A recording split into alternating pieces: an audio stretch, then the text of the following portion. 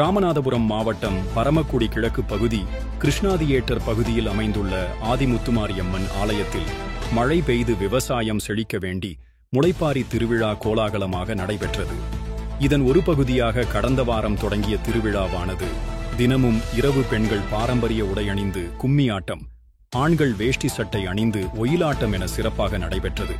இறுதி நாளில் வானவேடிக்கைகள் முழங்க பெண்கள் கும்மி அடித்தும் ஆண்கள் ஒயிலாட்டம் ஆடியும், அதன் பின்பு 500க்கும் மேற்பட்ட பெண்கள் விரதமிருந்து வளர்த்த முளைப்பாரியை நகரின் முக்கிய வீதிகளில் தலையில் சுமந்து வீதி உலா வந்து முளைப்பாரியை வைகையாற்றில் கரைத்து அம்மனுக்கு தங்களது நேர்த்தி கடனை செலுத்தினர். விழாவை காண சுற்றுவட்டார பகுதிகளைச் சேர்ந்த பொதுமக்கள் கூடியிருந்து விழாவை கண்டு ரசித்தனர்.